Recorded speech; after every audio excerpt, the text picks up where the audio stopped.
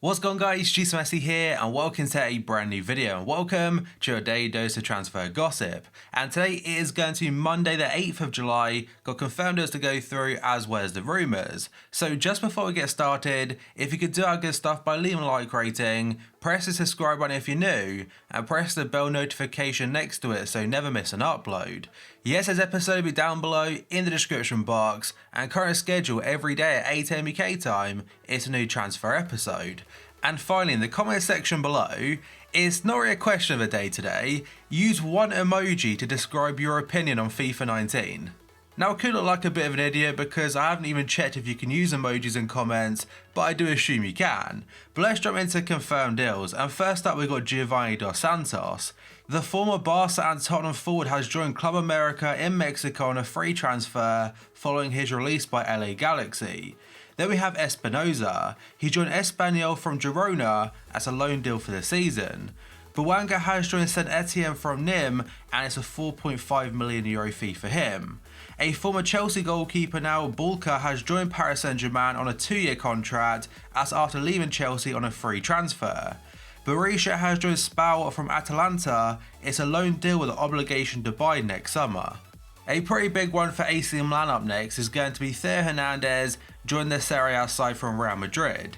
It's a permanent basis and they paid €20 million for him and he signed a 6-year contract. And for FIFA 20 he could be used for a fair amount at the very start of the game, especially in cheap Serie A teams.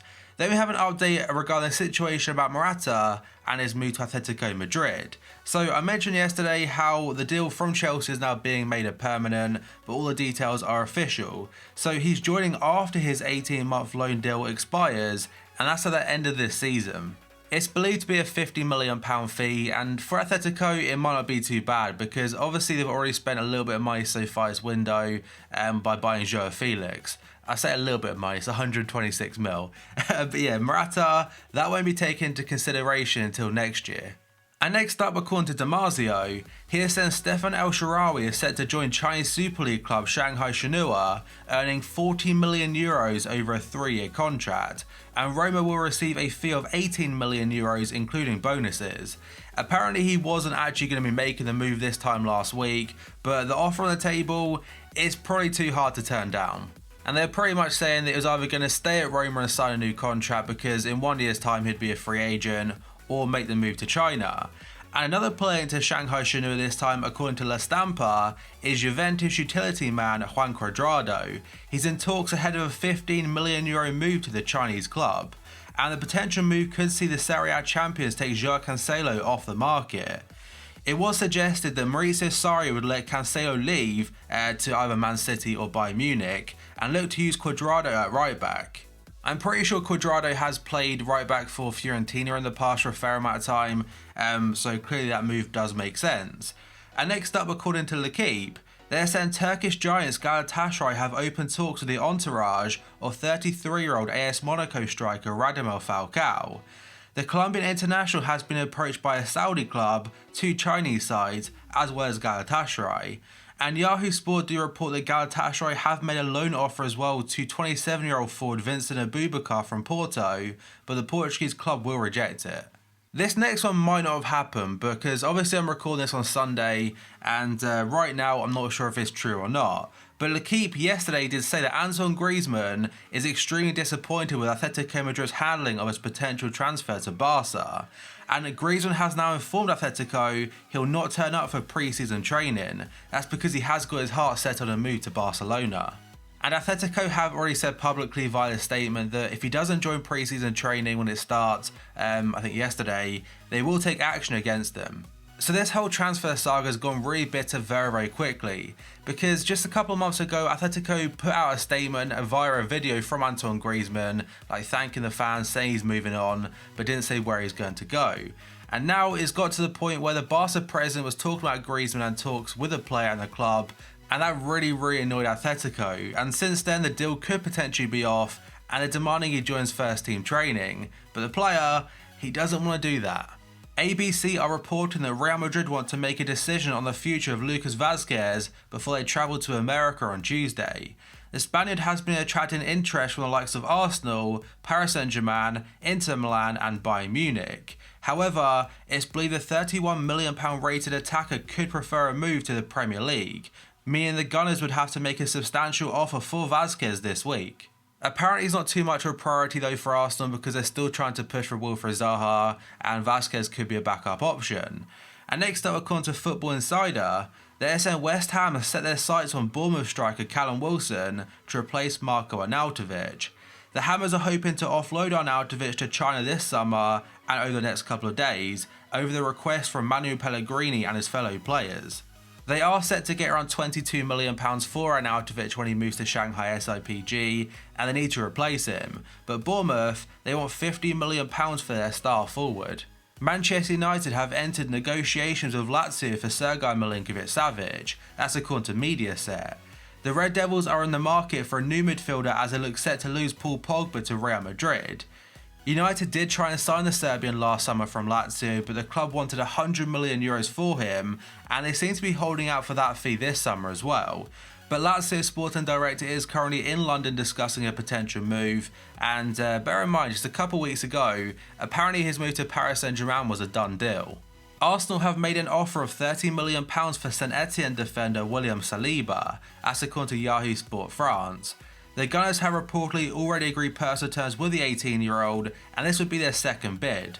Local rivals Tottenham are also thought to be interested in the Frenchman, who's now expected to join Unai Emery's side in the near future. He also is expected to go back to St Etienne though on loan next season as part of any type of transfer. Wolves and Roma are showing interest, and like I said before, it is Arsenal's second offer.